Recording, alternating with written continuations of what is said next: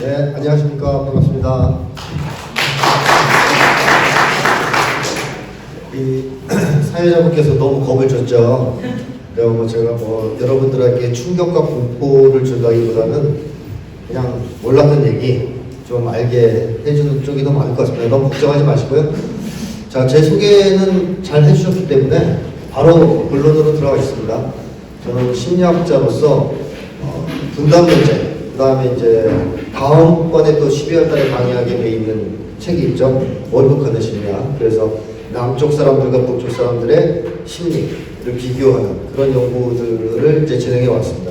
오늘은 첫 번째 시간으로 분단이 우리 한국인들에게 어떤 영향을 미쳤느냐 하는 데 대해서 약 1시간 반 정도 시간에 걸쳐서 말씀을 드리겠습니다.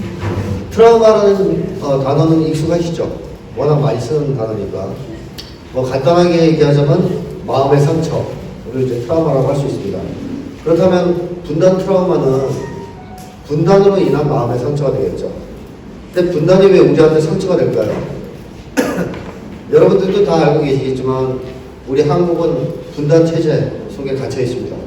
그것도 70여 년 넘게. 우리가 원하든 원하지 않든 간에 우리는 태어나는 그 순간부터 분단 체제 속에 살아가죠. 근데 이 분단 체제라는 것이 그냥 사이가 좀 나쁜 국가 간의 관계라든가 아니면 같은 민족인데 두 개의 국가로 그냥 나눠져 있다든가 그런 것만을 의미하는 건 아니지 않습니까? 남과 북이 같은 민족인데 두 개의 나라로 분단되어 있다. 하지만 사이가 그렇게 나쁘진 않다. 남과 북이. 그러면 우리 마음의 상처가 그렇게 크진 않겠죠. 근데 남쪽과 북쪽은 사이가 어때요? 좋은가요? 엄청 안 좋죠. 거의 전쟁 위기를 주기적으로 겪고 서로 증오하고 적대하는, 특히 남쪽에서 북을 증오시하고 적대하는 경우가 굉장히 이제 심각하죠. 그래서 저는 분단 체제가 사실은 북에 대한 증오와 혐오에 기반한 체제라고 생각을 합니다. 이게 뭘 의미하는 거냐면 우리가 일본하고 사이가 별로 안 좋잖아요. 일본 별로 안 좋아하죠, 한국 사람들이. 근데 우리가 일본하고 사이가 제일 나쁘다, 지구상에서. 그렇다 쳐도 일본에 여러분들이 가고 싶을 때 가실 수 있죠? 물론 이제 비행기 값이 들지만 가실 수 있습니다. 또 일본 영화, 드라마, 소설 이런 거 보실 수 있죠? 넷플릭스에도 많습니다. 근데 북에 자주 가십니까? 못 가시죠? 북의 영화, 소설, 드라마 어디 자주 보십니까? 이제 이겁니다. 문제는 이겁니다. 그러니까 남과 북의 관계는 지구상에 있는 그 어떤 국가도 경험하지 못할 정도로 지금 관계가 나빠요. 단절돼 있고. 이런 정도로 단절된 국가 관계가 지구상에 있었나요? 아마 제가 볼 땐 처음인 겁니다. 그래서 한국 사람들이 분단 체제 속에서 살아간다는 것은 단순히 하나의 민족이 두 개로 분열되어 있다는 것을 의미하는 것이 아니라 지독할 정도로 적대시하고 배타시하고 폐쇄적으로 대하는 그런 체제 속에서 70년을 산다는 겁니다. 그러니 마음에 상처가 생기지 않을 수 없겠죠. 그래서 생겨난 게 바로 분단 트라우마라고 얘기할 수 있겠습니다. 자, 근데 이 분단 트라우마의 객관적 조건, 배경은 분단 체제인데 남과 북의 문제를 떠나서 그냥 우리 남쪽 한국 사회만 놓고 보더라도 이 분단 트라우마를 우리에게 강요하는 굉장히 심각한 악법이 하나 있죠? 네, 여기 계신 분들은 이미 다 알고 계시겠지만 국가보안법이라는 시대의 반통의 악법이 있습니다. 근데 일각에서는 그런 얘기하는 사람들도 있었죠. 국가보안법은 사문화됐다. 이제 별 의미가 없다. 그러니까 굳이 폐지하려고 노력을 해야 되느냐, 그때까지. 이런 얘기하는 사람들도 있었습니다. 어떻게 생각하십니까? 국가보안법이 사문화되었습니까? 자, 사문화되었다라는 것은 우리 한국 사람들이 그 누구도 국가보안법을 신경 쓰지 않고 국가보안법에 구속되지 않고 그야말로 자유롭게 행동하고 사고하고 행동할 때 사문화된 거죠. 과연 그럴까요? 예를 들면 여기 계신 분들이 이제 해외여행, 여기 계신 분들로 예를 들면 안 되겠고요. 여기 계신 분들은 좀 특이한 분들이니까. 우리 한국 사람, 일반적인 한국 사람들이 해외여행을 갔는데 식당에 들어가니까 우리말 쓰는 사람들이 앉아서 밥 먹고 있어요. 우리 동포들이죠. 그러면 반가운 마음에 인사도 하고 합석도 하고 싶지 않습니까? 근데 누가 그래요 와서 저 사람들 북쪽 사람들이래. 그럼 우리 한국 사람들은 어떻게 할까요? 합석을 할까요? 식당을 나올까요? 식당 나옵니다. 자, 왜 나오느냐? 만약에 합석을 해서 말을 섞으면 국가보안법상 회합통신죄에 걸립니다. 그렇죠? 말 섞으면. 거기서 만약에 얘기하다가 볼펜 교환했다. 금품수수죄에 걸립니다. 국가보안법상. 또 대화하는 도중에 기분이 좋아서 북쪽 사람한테 아유 잘생기셨어요 이렇게 칭찬하면 공무차량죄에 걸리죠? 국가보안법상.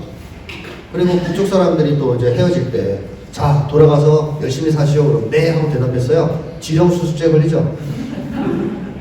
제가 이 농담같이 얘기하지만 이걸 걸 수 있어요. 그러니까 한국 사람들은 국가보안법이 있는 줄 없는 줄 모르더라도 있는지 없는지 모르더라도 북쪽 사람들하고 접촉을 안 하는 거예요. 이미 국가보안법의 지배를 당하고 있죠. 자, 이런 경우에는 사문화되었다고 말할 수 있는 게 아니라 내면화되었다고 말해야 됩니다. 마음속에 들어와 있습니다. 국가보안법. 예를 들자면 공공장소에서 담배를 피지 말라라는 법이 제정됐을 때 처음에 사람들은 그 법에 걸려서 처벌을 당할까봐 담배를 안 핍니다. 근데 한 10년, 20년 지나잖아요. 그러면 그런 법이 있는 줄 없는 줄 몰라요, 사람들. 관심도 없어요. 하지만 그 누구도 공공장소에서 담배를 안 핍니다. 왜? 그 법은 이미 사람들 마음속에 들어와서 사람들의 사고와 행동을 지배하고 있으니까. 내면화된 거죠. 근데 국가보안법은 이미 우리 마음속에 들어와서 우리를 지배하고 있어요. 내면화되어 있습니다. 이건 법이 처음 제정됐을 때보다 더 위험한 상황입니다. 그래서 반드시 국가보안법은 폐지돼야 된다. 국가보안법이 있는 한 분단 트라우마는 피할 수 없다 라는 말을 드리고 싶습니다. 자, 이렇게 분단 체제 그리고 국가보안법이 우리에게 강요한 것이 바로 분단 트라우마다 라고 말씀드릴 수 있는데 그렇다면 분단 트라우마의 핵심은 뭘까요? 분단 트라우마에도 여러 가지가 포함될 수 있어요. 여러 가지 내용들이. 근데 그 중에 핵심은 뭘까요? 색깔공포증입니다. 제가 이제 정의한 건데요. 우리 한국 사람들한테 이게 있을까요? 없을까요? 네, 많죠. 근데 여기서 우리가 색깔공포증에 대해서 제대로 이해해야 되는 것은 색깔을 싫어하는 게 무서운 게 아니에요. 즉 빨갱이를 무서워한 게 아니에요. 여러분들 빨갱이 무서워요? 이웃집 아저씨가 간첩일까 봐 무서워하시는 분 있어요? 혹은 우연히 만난 소개팅한 사람이 왜? 친북 세력일까 봐 무서워하시는 분 있어요? 그런 건 없죠. 근데 뭘 무서워해요? 한국 사람들이 빨갱이로 몰리거나 종북 세력으로 몰리는 걸 무서워하죠. 그러니까 이 색깔 공포증은 빨갱이나 종북 세력에 대한 공포증이 아니에요. 빨갱이나 종북으로 몰릴 수도 있다는 두려움입니다. 몰릴지도 모른다는. 색깔 공포증의 정의는 그렇다는 것이고, 좀 더 정확하게 얘기하자면 색깔 공포증은 빨갱이로 몰리는 것에 대한 과도한 공포를 주요 특징으로 하는 정신장애, 이렇게 이제 학술적으로 규정할 수 있습니다. 우리 한국 사람들 이거 다 있죠. 한국 사람들이 어지간한 건 다 견뎌내는 정도로 많이 성장했어요, 과거에 비하면. 자, 예를 들면 민주노총 여기 조합원들이시잖아요, 대부분. 민주노총 운동 열심히 하시죠. 근데 정부에서 탄압한다 그러면 어때요? 맞서 싸우시죠. 네, 거기에 대해서 문제 없습니다. 다들 이제 투지를 가지고 싸울 수 있습니다. 그런데 민주노총이 종북 세력이라는 공격을 해요, 대대적으로. 언론과 정부에서.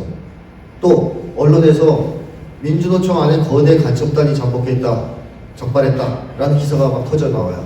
어때요? 똑같아요? 탄압당할 때 싸우는 거하고 느낌이 틀리죠. 그리고 더 중요한 것은 뭐냐, 민주노총을 그냥 정부에서 탄압할 때는 국민들이 도와줄 수가 있어요. 왜 그러냐, 왜 탄압하냐, 민주주의 국가인데. 근데 민주노총이 종북 세력이다, 그 안에 간첩단이 있다, 그래서 탄압하면 아무도 안 도와줘요. 그러니까 이제 민주노총 박살난다고 보면 되죠. 그렇게 되면. 물론 이제 그럴 일은 없겠지만, 한국 사람들은 너 노동조합 운동하지, 너 뭐 진보 운동하지, 너 왜 야당이냐, 이런 공격은 그냥 신경 안 써요. 뭐 그러거나 말거나 내 맘대로 살 거예요. 근데 너 종북이지, 빨갱이지, 이런 공격을 당하면 위축됩니다. 두려워합니다. 이게 바로 색깔 공포증이죠. 한국 사람들 대부분 다 이게 있습니다. 자, 그러면 왜 우리 한국 사람들이 색깔 공포증을 갖게 됐을까요?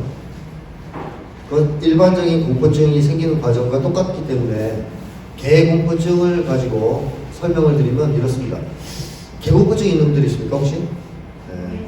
개공포증이 있는 사람들 보통 어떤 경험이 있습니까? 개에게 물린 경험이 있죠? 그것도 언제? 어릴 때. 네.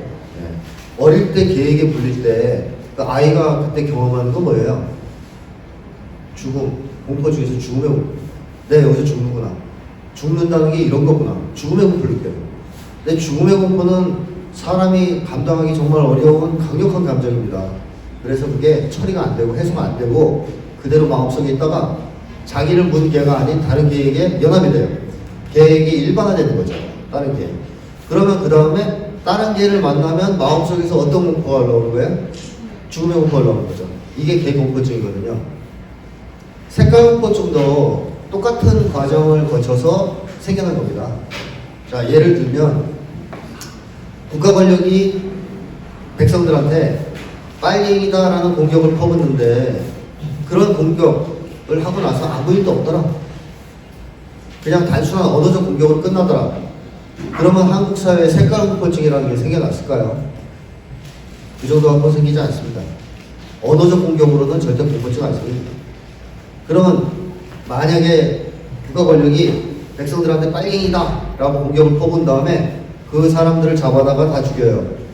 혹은 감옥에 가둬서 사회생활을 못하게 만든다거나. 자, 이런 경우에는 사람들이 뭐와 뭐를 연합시키겠어요?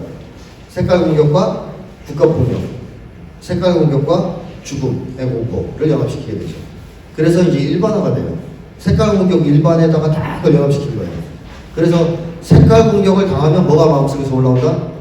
죽음의 공포가 올라오는 거예요. 국가폭력에 대한 공포가 올라오는 거예요. 이래서 생겨난 게 바로 색깔 공포증이죠. 자, 그럼 우리 한국 역사를 되돌아본다면 그런 일이 있었습니까? 색깔 공격 이후에 국가폭력이 뒤따랐나요?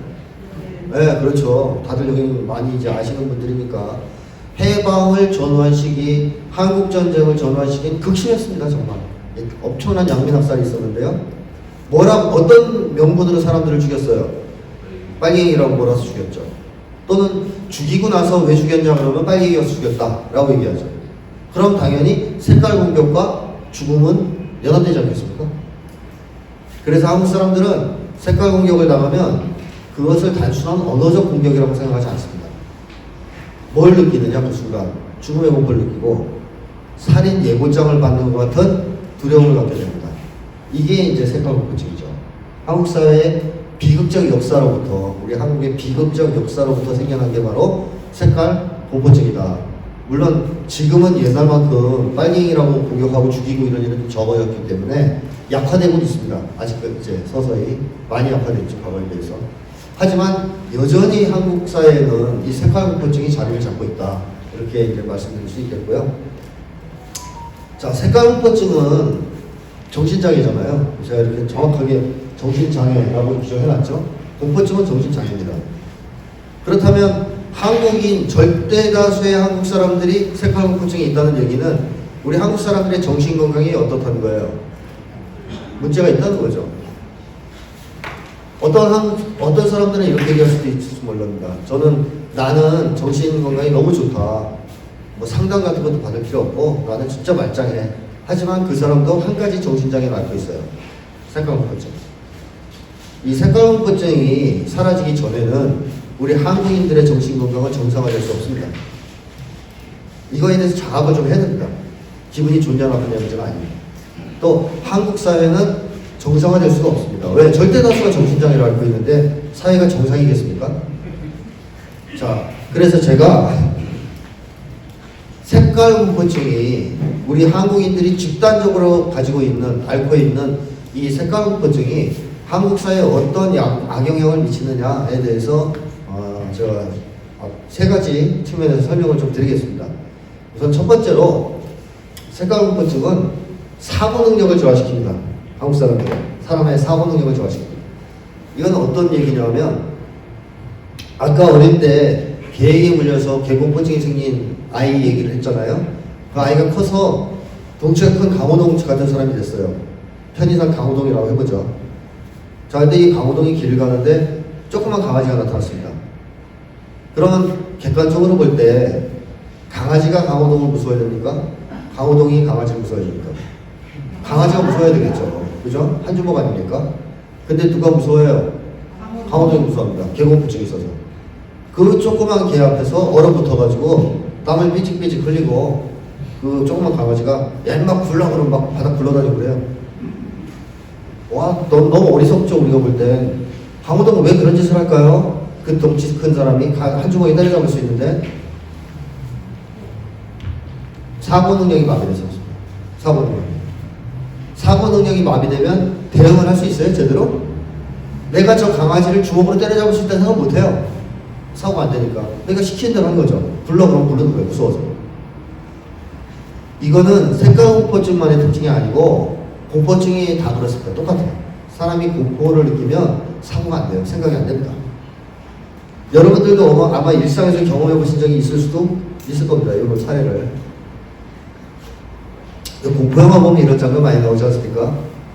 예를 들면 공포 영화 보면 이제 이 건물에 여기서 우리가 지금 이렇게 뭐 하고 있는데 이 밖에서 연쇄살인마가 사람들 막 죽이고 다니고 칼 들고.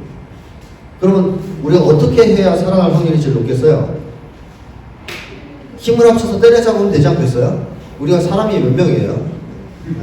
뭐 그리고 무기로 쓴 것도 보니까 많은데 힘을 합쳐서 때려잡는 게 제일 살아날 확률이 높죠. 근데 공포 영화 보면 그렇게 안 하지 않습니까? 어떤 사람들은 완전 마비돼서 그 자리에 주저앉아가지고 꼼짝 못하고 있다가 살인마한테 죽임을 당하고, 또 어떤 사람들은 막 흥분해가지고 혼자 뛰어나가다 죽고 뭉쳐있어야 사는데, 그리고 어떤 그런 사람도 나오죠. 막 회의하고 있는데 소리 막 지르는 사람 있잖아요. 우린 다 죽을 거야, 소용없어, 뭐 이런 사람 있죠. 뭐 영화 보면 이 주인공이 따기 때리잖아요. 정신 차려. 이제 그러면 한 대 맞고, 내가 왜 그랬을까? 왜 그랬어요, 그 사람? 무서워서 그런 거 아닙니까? 무서워서. 공포 때문에 이성적 사고, 합리적 사고를 못하는 거예요, 사람들이. 주저앉거나, 혼자 도망치거나, 울부짖거나. 자, 이게 영화에서만 드러나는 게 아니고, 현실에서도 그렇다는 겁니다. 현실에서도 공포증이 있으면, 그 공포증에 의해 공포가 유발되는 순간, 생각이 안 돼요. 사고가 안 됩니다. 그래서 대응을 못 합니다. 자, 그러면 예를 들면 어떤 거예요? 아까 예를 든 거로 하면 민주노총을 정부에서 공격하는데 그냥 노동 탄압을 한다 그러면 대응할 수가 있어요. 싸울 수 있습니다. 근데 민주노총 조합원들이 색깔 공포증이 심한 상태에서 정부가 민주노총을 종북으로 색깔 공격을 퍼붓는다. 종북머리를 한다. 그러면 어떻게 되겠습니까? 대응을 제대로 못하게 됩니다. 얼어붙어서. 그리고 국민들도 다 색깔 공포증이 있어서 안 도와줍니다. 못 도와주는 거죠. 그 순간 얼어붙어서. 2014년인가요? 통합진보당 해산이 그렇게 해서 되지 않았습니까? 종북머리를 통해서. 지금 생각하면 어이없는 짓인데 그때는 아무도 거기에 대응 못해요. 당원들도 제대로 대응 못했고 주변의 국민들도 아무도 도와주지 않았습니다. 그 와중에 진보당 해산 당했죠. 그래서 우리 역사를 보면 주기적으로 그런 일이 벌어져요. 우리 민중들이 싸워서 뭔가를 이룩할 만하면, 뭔가를 해낼 만하면, 투쟁이 상승 고조기에 이르러서 뭔가 사건을 칠 것 같으면 색깔 공격이 들어와요. 그러면 꼼짝없이 당하고 주저앉습니다. 이게 우리 역사에서 반복되었죠. 만약에 우리에게 색깔 공포증이 없었다면 우리가 강아지한테 그렇게 당할 일은 없죠. 원래 민중이 더 강하지 않습니까? 우리가 힘을 합치면 대통령도 끌어내릴 수 있다는 걸 2016년에 체험하지 않았습니까? 우리 민중들이 힘을 합치면 세상에 이길 수 있는 권력은 없어요, 독재자는. 근데 우리는 계속 깨지고 당해왔죠. 왜? 색깔 공포증 때문에. 색깔 공격을 하고 종북머리를 하면 우리가 대응을 제대로 못하고 계속 졌기 때문에 한국 사회에서는 주기적으로 이런 마녀 사냥이 벌어지고 종북머리의 광풍이 몰아치고 진보운동은 계속 부침을 반복하게 된다, 이런 얘기입니다. 자, 이게 이제 일단 제일 큰 문제고요. 색깔 공격이 있을 때 혹은 종북머리가 심할 때 사고력이 마비된다는 게 제일 큰 문제고, 또 더 중요한 문제는, 그거보다 더 큰 문제는 이 색깔 공포증이 평상시에도 우리의 사고 능력을 저하시킨다는 겁니다. 평상시에도. 자, 이건 무슨 얘기냐면 우리 한국 사람들 자기검열 많이 하죠. 자, 예를 들면 우리 한국 사람들 쓰지 않는 단어들 있죠. 어떤 단어를 사용하지 않습니까? 알고 있음에도 불구하고 가장 대표적인 단어가 동무 아니겠어요? 동무란 단어 자주 쓰세요? 안 쓰시죠? 식당 가서 동무 깍두기 하나 더 이렇게 얘기하시는 분 있어요? 없죠? 자, 근데 우리가 동무라는 말을 몰라요? 알죠? 알다는 건 어떻게 알아요? 어릴 때 썼어요. 지금도 쓰죠? 어떻게? 어깨동무란 말. 어깨동무란 말은 일상적으로 쓰지 않습니까? 어깨동무 합시다. 어깨동무 해보세요. 거기에서 깜짝 놀란 사람 있어요? 어깨동무란 말 듣고? 익숙하게 써요. 근데 단독으로는 안 써요. 이게 검열이에요. 한국 사람들이 동물을 얼마나 상황에 맞게 쓰고 받아들이느냐. TV 드라마를 보는데 1910년대, 20년대 드라마가 나와요. 뭐 미스터 선샤인 뭐 이런 것처럼. 거기서 다 동물이라고 그러거든요. 옛날에 우리 동물이라고 했으니까. 동물. 근데 어색해? 하나하나 어색해요. 그냥 자연스럽게 봐요.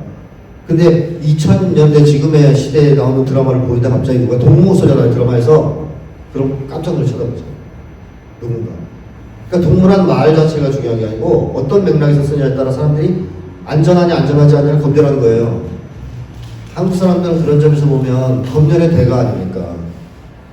동물한 말도 잘 안 쓰고 인민이란 말도 잘 안 쓰죠? 원래 옛날에 아주 흔하게 썼던 말인데 조선이란 말도 잘 안 써요. 조선시대 얘기할 때 빼면.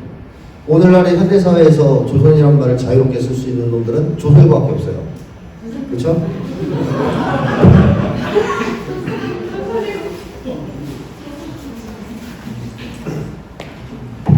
네, 우리는 못 씁니다. 자, 이런 식으로 검열이 많다, 단어. 그 다음에 생각도 검열을 하죠. 사고. 말하는 거. 예를 들면 뭐 어떤 거 검열할까요? 자유검열할까요? 대동강 맥주가 맛있다. 뭐 이런 거. 옛날에 어떤 재미교포 한 분이 우리나라에 와서 북에 여러 차례 방북한 분인데 그분이 와서 강의 다니면서 그 얘기를 했죠. 대동강 맥주 정말 맛있더라. 그래서 국가보안법 조사받고 추방당해서 못 들어올 줄 알아요. 얼마 전에 무죄 나왔다는 것 같은데. 예. 하여튼 그런 일까지 있었어요. 자, 그러면 사람들이 대동강 맥주 사서 마셨는데 우연히 거기서 마셨는데 맛있어요. 그럼 맛있다 할 수 있어요? 그것도 검열하겠죠. 이렇게 자기 검열을 한다라는 얘기는 심리학적으로 뭐냐면 사고 억제를 하는 겁니다. 사고를 억제하는 거예요. 이 사고 억제를 계속 하다 보면 그게 억압까지 넘어가죠. 억압은 더 위험한 거죠. 억제와 억압의 차이는 사고 억제는 자기가 사고를 누르고 있다는 걸 알아요. 근데 억압은 몰라요. 너무 오랫동안 그걸 누르다 보니까 자기는 몰라요. 누르고 있다는 사실을. 우리가 동물을 안 쓰고 있는 거는 억제의 억압이에요. 그런 면에서. 억압이에요. 모르잖아요. 근데 지금 누르고 있다는 사실도. 자, 어쨌든 이렇게 되면 사고력이 떨어져요. 문제는 사고 억제와 억압이 있으면 사고력이 저하됩니다. 사고 억제와 억압이 광범위할수록 사고력은 더 많이 떨어집니다. 이거는 수많은 연구 뭐 이런 게 있지만 이 자리에서 간단하게 예를 들면 이해가 되실 겁니다. 자, 여기 계신 분들한테 제가 1분간 통일에 대해서 자유롭게 의견 발표할 기회를 드리는데 벌칙이 있어요. 민족이라는 단어를 한번 사용할 때마다 1000만원입니다, 벌금이. 자, 이게 실제 상황이에요. 자, 제가 한글을 지목해서 자, 1분간 자유롭게 얘기해 보십시오 하면 생각 잘 나실 것 같아요? 머리가 딱 굳어요. 왜? 민족이라는 단어 튀어나올까 봐. 그 민족이라는 단어를 튀어나가지 않게 하려면 입에서 사고에서 억제를 해야 된단 말이에요. 그 사고를 억제하다 보면 사고가 어떻게 돼요? 굳어버려요. 마비됩니다. 이건 수많은 연구 실험에서 증명됐어요. 자, 이 간단한 걸 통해서도 우리가 확인할 수 있지만 사고 억제는 사고력을 필연적으로 떨어뜨린다. 그렇다면 우리 한국인의 사고력은 어때요? 전반적으로 크게 저하되어 있겠죠. 그걸 어디서 할 수 있냐면요, 우리 한국 사람들, 우리 민족이 저는 세계에서 제일 머리가 좋다고 생각합니다. 국뽕이 아니라 객관적 사실로. 증거가 있냐? 그럼 있습니다. 초등학생들을 좀 조사해보면요, 창의력이나 사고력이 우리나라 애들이 계속 1등이에요. 세계 1위에요. 초등학교 때. 놀랍죠? 뭐 몇 년을 해도 계속 1등이에요. 근데 문제는 지금 우리 이 나이 때쯤 되면 사고력이 어느 정도 될 것 같아요? 세계 순위가. 하위권. 우리가 뭐 잘못 처먹었을까요? 너무 크면서? 왜 이렇게 머리가 나빠졌죠? 자, 뭘 잘못 먹어서 그런 게 아니고 사고업체 때문에 사고업체. 초등학교 1학년 아이가 엄마 나 커서 평양가 살고 싶어요. 그럼 어른들이 뭐라고 그러겠어요? 아유 귀여운 놈, 상상력도 풍부하네, 너 큰 인물이 될 거야 이러잖아요. 그죠? 근데 여기 계신 분들이 나 나중에 평양가 살래요 이렇게 얘기하면 어떻게 돼요? 빨갱이죠? 종북이고. 네. 자, 무슨 얘기하는지 이해가 되셨을 거예요. 초등학교 1학년 아이들은 자기 검열 안 합니다.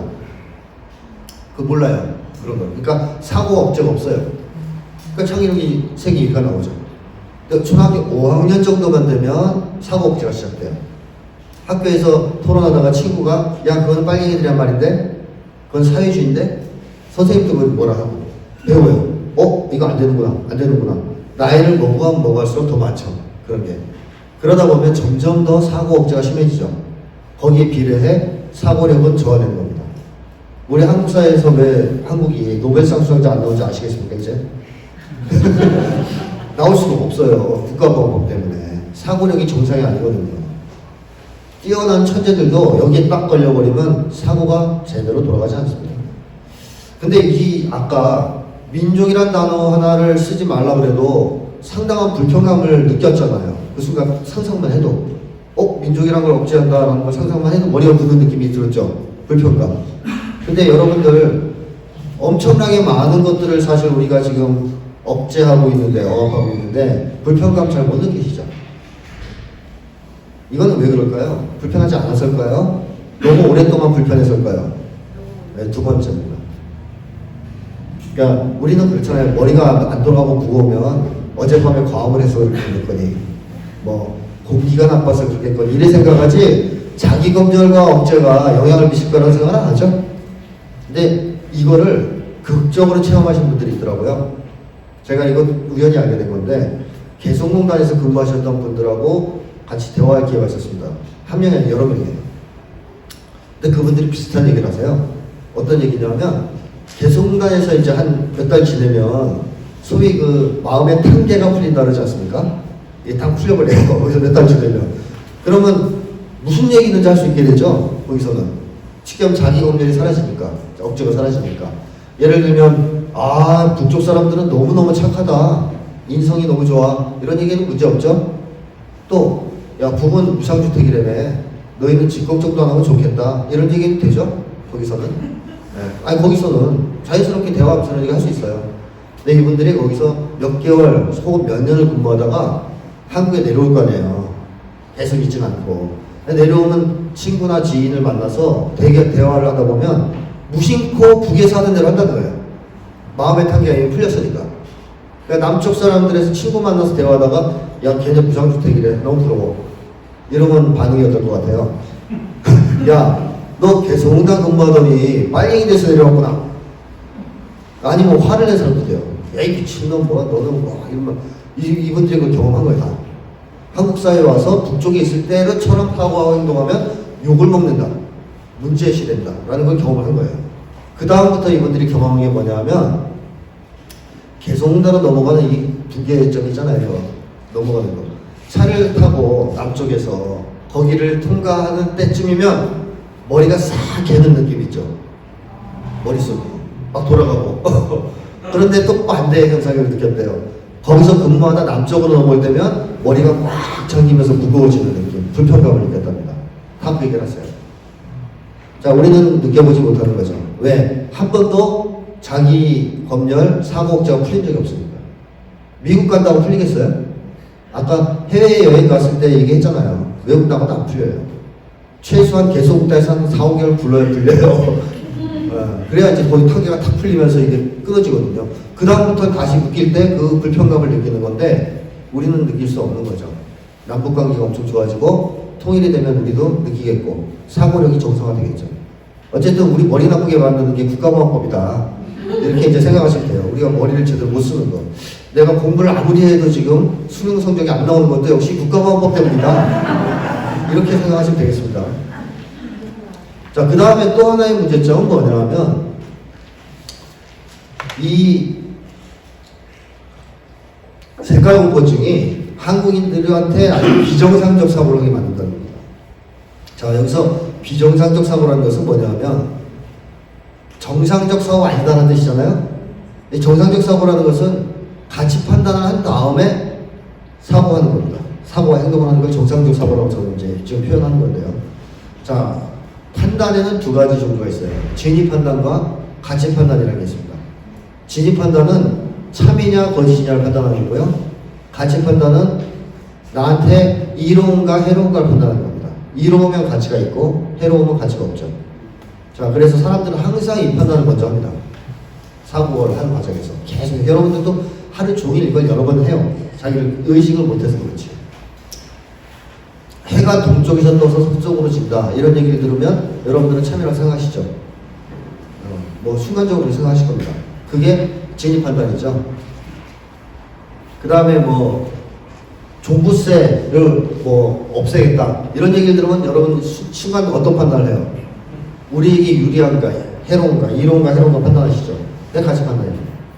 자, 하나의 예를 들면 우리가 여기에 살고 있고 다 이 건물에 살고 있고 그렇게 가정을 해봤을 때 요 앞에 지하철역이 생긴다는 얘기가 들려요. 울산에 지하철 없죠. 있다고 이제 가정을 하고 지하철역이 생긴다. 지하철이 뚫리는데 그 얘기를 들었어요. 그러면 제일 먼저 뭘 하시겠어요? 진짜인지 아닌지 그렇게 하시면 안 돼요. 판단을 안 하고 땅 사면 안 되고요. 진위 판단부터 하셔야 됩니다. 진위 판단. 진짜인가 아닌가. 그래서 알아봐야 되지 않아요? 물어봐야죠. 사람들한테 야, 그 얘기 들리는데 진짜냐? 정말 여기 지하철 뚫리는 거야? 알아봤더니 맞아요. 진위 판단인데 참이에요. 그럼 그 다음에 무슨 판단 하실까요? 가치 판단하죠. 우리가 여기 살고 있으니까 여기 뚫리면 우리한테 해롭지 않죠. 이롭죠. 그럼 가치 판단에서 가치가 있다고 판단됐죠. 그러면 그 다음부터 어떻게 해요? 땅을 사시든 찬성운동을 하든 뭐 할 거 아닙니까? 이게 정상적 사고라는 거예요. 누구나 다 이렇게 사고해요. 사람들은. 사고 능력이 있으니까. 그런데 우리 한국 사람들은 진위 판단과 가치 판단 이전에 먼저 이상한 판단을 한 가지 합니다. 그게 뭘까요? 종부 판단입니다. 이것도 제가 만든 용어인데 종부 판단이랑 간단히 말씀드리면 이거죠. 종북으로 몰릴까 몰리지 않을까. 즉 종북으로 몰릴 위험이 있냐 없냐를 판단하는 겁니다. 만약에 종북으로 몰릴 위험이 있으면 그 다음에 사고는 어떻게 돼요? 중지입니다. 더 이상 사고 진행 안 됩니다. 진위 판단, 가치 판단 안 해요. 필요 없어요. 종북으로 몰릴 위험이 있기 때문에. 근데 종북으로 몰릴 위험이 없다 그럴 때 이제 어떻게 돼요? 그 다음부터 진위 판단, 가치 판단이 시작됩니다. 우리 한국 사람들이 이런 사고를 해야 돼요. 하죠. 자기도 모르게 합니다. 무슨 얘기를 들었을 때 찬반을 표명하기 전에 내가 이거에 찬성하면 종북으로 몰릴 위험이 있나 없나 판단하고 또 내가 무슨 얘기를 하려고 그럴 때 이 얘기를 하면 종북으로 몰릴 가능성이 있냐 없냐 이걸 따져보고 그 다음에 이제 봅니다. 그래서 한국 사회에서는 국가 관련된 얘기에 있어서는 진위 판단이 없어요. 거의 진위 판단 안 합니다. 그냥 종북 판단으로 끝입니다. 예를 들어서 북이 국가혁명을 완성했죠. 다 아실 텐데 북이 이제 국가혁명을 완성했어요. 자, 근데 북이 국가혁명을 완성한 것이 한반도의 전쟁을 억제시키는 역할을 한다. 동북아 지역의 평화에 큰 좋은 영향을 미친다라는 얘기를 들었어요. 들어보신 적 있어요, 근데? 자, 그러면 그런 거에 대해서 제일 먼저 뭐부터 해야 돼요? 그 말이 맞냐 틀리냐고 판단해요. 진위 판단. 북의 핵무력 완성이 전쟁 억제를 한다, 한반도에. 맞냐 틀리냐부터 판단해야 되지 않습니까? 그래서 맞다면 가치가 있는 거죠. 이 영역을 따져봐야죠. 근데 우리 한국 사회에서 그렇게 사고하는 거 보셨어요? 북이 국가혁명을 완성했다 그러면 그게 어떤 영향을 미치냐 이런 걸 따져볼 거 있어요? 무조건 안 되는 거죠. 무조건 반대죠. 나는 북이 국가혁명을 완성한 게 너무 좋아. 이렇게 얘기하면 어떻게 돼요? 종북이 되는 거죠. 그렇죠? 그래서 그 얘기를 꺼낼 수가 없어요. 진위 판단 안 합니다. 거기에 대해서는 종북 판단만 해요. 그럼 그 다음엔 모든 논의는 스톱이에요. 우리 한국 사람들이 이렇게 사고를 합니다. 자, 그러면 비정상적 사고잖아요. 진위 판단, 가치 판단을 앞세우는 게 아니라 종북 판단이란 이상한 판단을 앞세우는 거니까 비정상적 사고인데 이런 판단을 하면 어떤 문제가 생기겠습니까? 우선 진리에 접근을 못한다. 진리에. 제가 심리학자니까 심리학 관련해서 한 가지로 예를 들면, 제가 수년 전에 제 대학교 때 은사님을 뵌 적이 있는데 그분이 이런 얘기를 하셨어요. 한국인의 심리를 정확히 파악하려면 반드시 분단 문제를 연구해야 한다. 맞는 얘기죠. 당연한 얘기입니다. 근데 그 다음에 이런 얘기도 하시더라고요. 그런데 이 대한민국에 분단 문제를 연구하는 심리학자가 한 명도 없다. 물론 잘못된 말씀이십니다. 제가 있지 않습니까? 한 명. 그러니까 저 빼고 하신 얘기랑 맞죠. 자, 근데 어쨌든 여기서 포인트, 제가 말씀드리고자 하는 핵심은 뭐냐? 우리 한국의 심리학자들이 꽤 많은데 이 한국의 심리학자들이 분단이 한국인의 심리에 지대한 영향을 미친다는 사실을 정말 모를까요? 그 정도로 머리가 나쁠까요? 그렇지 않습니다. 그럴 정도로 저는 바보라고 생각 안 한다, 그 사람들이. 그런데 왜 그 중요한 문제를 연구하는 심리학자가 한 명밖에 없는 겁니까? 종부 판단 때문이죠. 위험하거든요. 연구하면. 예를 들어서 분단 문제를 연구했는데 분단이 안 좋다, 한국인한테. 그러니까 빨리 화해 통일을 해야 된다. 그러면 박근혜가 좋아했겠어요? 좋아하지 않겠죠? 자, 그런 것 때문에 아예 손을 안 대는 거예요. 그럼 손을 안 대면 한국인의 마음을 연구할 수 없죠, 제대로. 진리에 접근을 못하게 되는 겁니다. 이런 문제가 생기죠. 또 노동자들을 예로 든다면 노동운동을 하는 사람들, 노동조합 활동을 하고 노동운동을 하는 사람들은 당연히 이 세상을 바꾸고 싶어 합니다. 근데 어떤 사회 제도가 노동자들에게 더 도움이 되는 제도냐, 이런 것도 연구해 봐야 되지 않을까요? 어떻게 생각하십니까? 지금의 이 자본주의 시스템을 그대로 유지하고 이렇게 살아간다면 우리 노동자들이 행복해질까요? 그건 아닌 건 알겠죠. 세계적으로 이미 다 아니다라고 얘기하고. 근데 그러면 사회주의 하면 안 돼요? 자, 대답이 아무도 안 나오잖아요, 벌써? 자, 한국 사회에서 이런 문제가 있어요. 한국 사람들 사회주의 싫어하죠? 네, 싫어합니다. 여기 계신 분들은 좋아하실지 몰라도 한국 사람들 싫어합니다. 근데 흥미로운 것은 지금 자본주의가 너무 문제가 많아서 양극화니 뭐니 너무 문제가 많아가지고 서구 사회, 미국 같은 경우에도 젊은 층 같은 경우에 사회주의에 대한 지지율이 55에서 60%까지 나옵니다. 그런 기사 보셨죠? 영국에는 젊은 층 3분의 2가 사회주의를 지지한대요. 막 그런 정도로 세계적으로 젊은 층들이 사회주의 쪽으로 다시 관심을 돌리고 있어요. 근데 우리나라에서 만약에 젊은 층 여론조사하면 사회주의를 선호하는 사람들의 비율이 얼마나 나오고 있어요? 0.2? 뭐 그 정도 나오면 많이 나오는 거죠. 자, 이 세계적인 현상과 한국은 왜 동떨어져 있는 걸까요? 종부 판단을 앞세우니까. 한국 사람들은 사회주의 싫어합니다. 근데 흥미로운 것은 사회주의가 뭔지 잘 아나요, 우리 한국 사람들? 여기 계신 분들은 잘 아십니까? 초등학교 때부터 많이 배우셨어요? 자본주의와 사회주의에 대해서? 빠삭하세요? 모르잖아요. 모르는데 싫어합니다. 이거는 대단히 흥미로운 현상인데 이런 거랑 비슷한 거죠. 제가 이웃집 사는 아저씨가 누군지 몰라요. 근데 그 사람을 너무너무 미워하고 죽이고 싶어요. 그럼 제가 미친놈 아니에요? 그렇잖아요. 이 아저씨 사람이 어떤 사람인지도 모르는데 왜 미워합니까? 왜 죽이려고 그래요? 근데 한국 사람들이 지금 딱 그런 증오를 갖고 있잖아요. 그런 혐오. 사회주의가 뭔지 모르는데 싫어합니다. 이거는 진짜로 합리적 사고를 통해서 싫어하는 게 아니라는 걸 의미해요. 사회주의를 좋아하면 빨갱이로 몰리기 때문에 싫어하는 거죠. 자, 종부 판단이 위험하다는 것은 바로 이겁니다. 노동자들이 해방되기 위해서는, 더 나은 세상을 건설하기 위해서는, 더 행복해지기 위해서는 지금의 사회제도를 바꿔야 됩니다. 그러려면 자본주의에 대해서도 잘 알아야 되지만 사회주의에 대해서도 잘 알아야 됩니다. 그러니까 사회주의 제도를 꼭 해야 된다 안 된다는 문제가 아니라 그걸 잘 알아야 여러분들이 취사 선택도 할 수 있고 그 중에 장점만을 추릴 수도 있고 할 거 아니에요. 근데 한국 사회에서는 어때요? 자본주의 이외에 다른 거 연구하는 게 허용돼요? 접근하는 게? 허용이 안 돼요. 자, 이런 것도 노동자들에게 불리한 거죠. 진리의 접근을 아예 못하게 하지 않습니까? 일단은 알아야 되는데. 자, 이런 점도 말씀드릴 수 있겠고, 진리의 접근을 못하게 되면 결국 우리는 자살골을 넣게 되어 있습니다. 자살골. 여기서 제가 얘기하는 자살골이란 뭐냐면 자기한테 불리한 짓을 하게 만든다는 거죠. 불리한 짓을. 예를 들면 한국의 노동조합 조직률은 몇 %죠? 예, 이제 양대노총을 합쳐야 10% 좀 넘죠? 한때 전성기 때 20 몇 %까지 올라갔다가 지금 10점 몇 %입니다. 10% 좀 넘었을 겁니다. 북유럽 나라들은 그럼 노동조합 조직률이 몇 % 되는지 아십니까? 낮은 데는 65, 높은 데는 80% 이렇습니다. 평균 70%는 훨씬 넘어요. 우리 입장에서 뭐 놀랍죠? 10명의 노동자 중에서 7, 8명이 조합원이에요. 자, 그럼 이렇게 얘기할 수 있어요?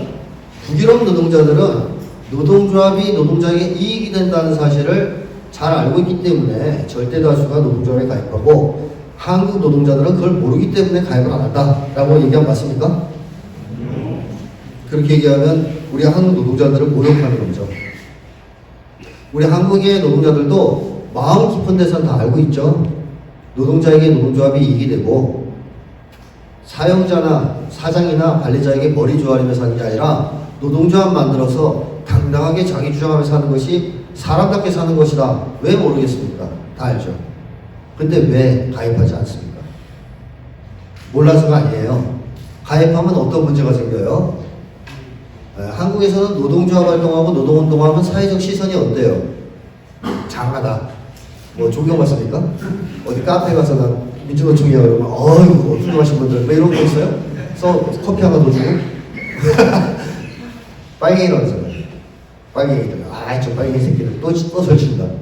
한국 사회는 아직도 여전히 민중들이 자기의 권리를 찾기 위해서 투쟁하면 빨갱이로 보는 불온시하는 그런 사회 아닙니까?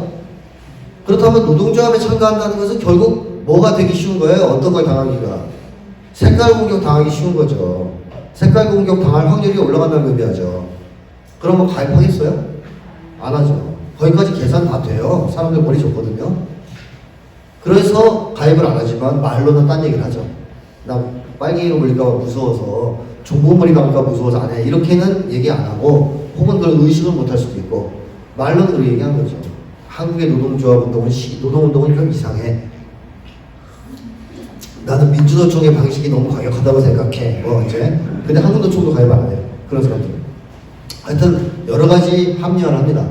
하지만 문제는 이 사람들이 몰라서 가입을 안 하는 게 아니라는 겁니다. 색깔공포증이 그 사람들이 노동조합에 접근하지 못하도록 가로막는 것이죠. 만약에 저는 국가보안법이 폐지되면 한국의 노조 조직률은 순식간에 80, 90%를 넘어설 거라고 생각합니다. 네. 그러니까 노동운동이 확대 발전되기 위해서는 반드시 사실은 국가보안법은 폐지돼야 되는 겁니다. 자, 이게 이제 자살골이고 또 우리 한국에서는 말을 꺼낼 수 없는 것들이 참 많죠. 예를 들면 여러분들 주택 문제 때문에 걱정들 많으시죠? 네, 집이 너무 많아서 걱정하시는 분 있어요 혹시? 다주택 보유 때문에? 그건 아니고 우리는 뭐 이제 집이 없어서 걱정하거나 아니면 나는 집을 어떻게 구했는데 우리 자식놈들은 나중에 집이 없을 것 같아서 걱정하고 뭐 이런 거 아니에요? 자, 이 주택 문제가 이렇게 심각한 근본적인 원인은 어디에 있습니까? 토지 독과점에 있지 않습니까? 극소수가 사유지를 거의 다 갖고 있지 않습니까?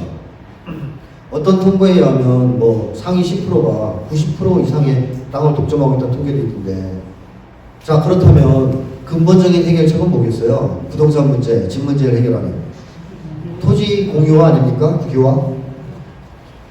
네, 근데 이 얘기를 꺼내면 좀 무섭죠? 무섭지? 왜? 빨갱이로 몰리기 딱 좋은 얘기거든요.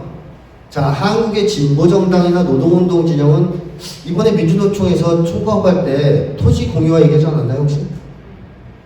제가 본 것 같기도 한데 안 봤으면 뭐 그렇고 다음에 꼭 얘기하셔야 됩니다. 민주노총에서 토지 공유화를 얘기하셔야 됩니다. 자, 뭐 점유권을 없애는 얘기가 아니에요. 내가 살고 있는 집에서 내가 쫓겨난다는 얘기가 아니에요. 내가 살고 있는 집은 계속 사는 거예요. 근데 토지를 공유하자 점차 장기적으로 그런 걸 얘기하는 건데, 어쨌든 이게 맞고 틀리고 찬성하고 반대하고 떠나서 공론회장에서 논의될 필요는 있는 거 아닌가요? 그냥 세금 올리고 낮추고 하는 문제를 떠나서 근본 해결책일 수 있는데, 근데 한국에서 논의가 안 돼요. 아예 정당, 진보정당도 이건 얘기 안 해요. 토지 공유하는. 왜?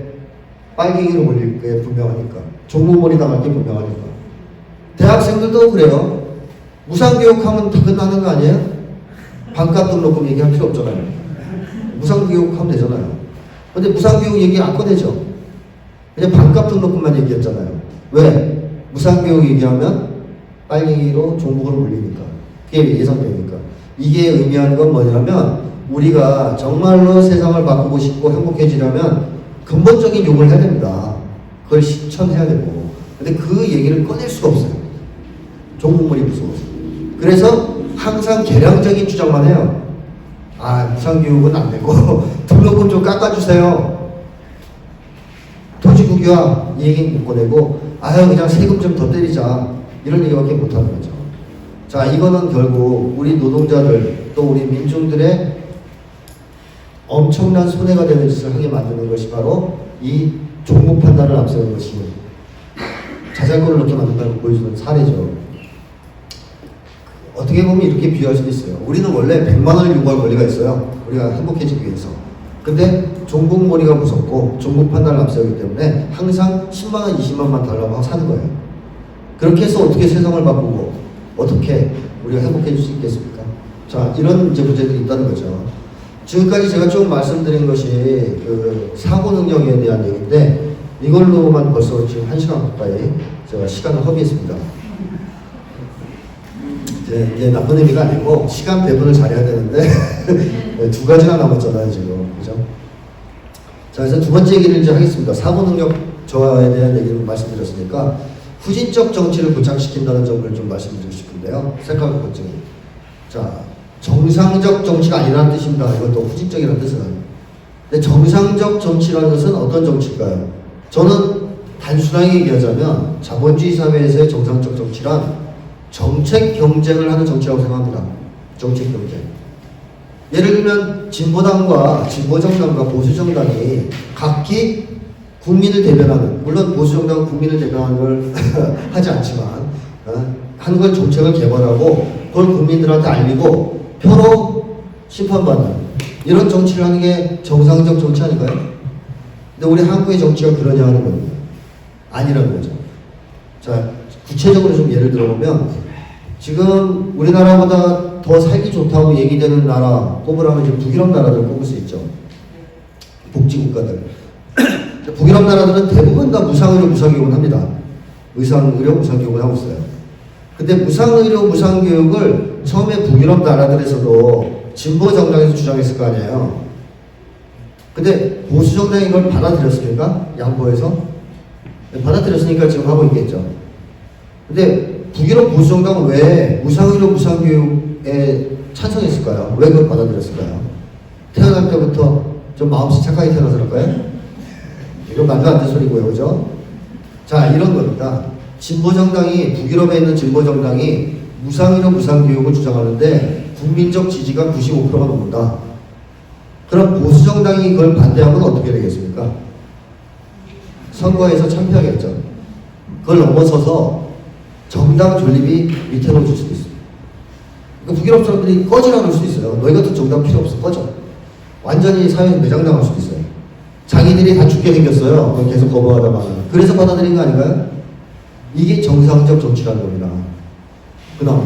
그래서 북유럽이 하나하나 사회를 바꿔서 나는 그래도 복지국가 된 거 아니겠어요? 자, 근데 우리 한국도 그렇게 될 수 있는 기회가 있었죠. 즉, 우리도 북유럽 이상 행복한 더 사회 시스템, 좋은 시스템을 갖춘 그런 국가가 될 수 있는 기회가 이미 1950년대에 있었죠. 네, 다 기억하실 것 같은데 조봉암 선생이라고 들어보셨죠, 다들? 조봉암 선생이 1950년대에 야권의 대통령 후보로 출마했지 않습니까? 그래서 엄청난 부정선거 속에서도 33.3%인가의 득표를 올렸어요. 대단한 거죠. 왜냐하면 대통령 후보가 난립했을 경우 33.3% 당선될 수도 있어요. 그렇지 않습니까? 그래서 상당한 양의 투표를 한 거예요. 부정선거 속에서. 그리고 그 인기를 기반으로 진보당을 창당했는데 그 진보당의 강령과 규약을 보면 북유럽 진보정당은 저리 갈아요. 훨씬 더 세요. 한번 나중에 찾아보십시오. 민주노총 얼굴이 막 뜨거워질 겁니다. 이제 그쪽이 확실히 더 세기 때문에 우리가 지금 잘 못하고 있구나 이런 생각이 들 정도로 강력한 강령과 규약이 있습니다. 자, 근데 어쨌든 진보당도 창당되고 국민들 속에서 조봉암 선생과 진보당 인기가 막 올라갔습니다. 시중에 막 시장 이런 데서 사람들이 만나면, 야, 다음 대통령은 조봉암이 되겠지? 다음 대통령은 조봉암이야. 뭐 이런 얘기가 나올 정도로 조봉암 선생이 하나의 다크호스처럼 이제 뜨고 있었죠. 자, 이쯤 되면 이승만의 정당, 얘들은 뭐 보수도 아닌데요. 하여튼 그런 극우 정당, 얘들 어떻게 해야 될까요? 양보하지 않을 수 없죠. 자기는 살아야 되니까. 그래서 조봉암 선생이 주장하는, 그 진보당이 주장하는 무상의료 무상교육 우리도 하겠다 라고 받아들였겠죠. 그러면 한국도 지금 북유럽을 능가하는 복지국가, 살기 좋은 나라가 되어 있을 것입니다. 지금쯤 훨씬 더 나을 수도 있어요. 근데 여러분들 다 아시지만 어떻게 됐습니까? 조봉암 선생 어떻게 됐어요? 간첩으로 물려서 처형당하셨죠. 이게 한국이 정상적 정치가 아니라는 증거입니다. 한국은 죽여요. 불리하면 죽여요. 정책 경쟁에서 불리해진다. 사람 죽여버려요. 간첩으로 씌워서. 물론 조봉암 선생은 간첩이 아닙니다. 2000년대 들어와서 무죄 판결이 나왔습니다. 하지만 사람을 간첩으로 몰아 죽이고 2000년 몇십 년 지나서 무죄를 선고해 주는 게 무슨 의미가 있겠습니까? 아무 의미 없죠. 한국은 이런 정치라고 보시면 돼요. 권투에 비유하자면 권투 시합할 때 칼을 품고 올라갔다가 불리하면 상대방을 찔러 죽이는 정치. 이게 한국의 정치입니다. 근데 이 칼이 뭐냐? 색깔 공격이에요. 색깔 공격으로 상대방을 제거하는 거죠.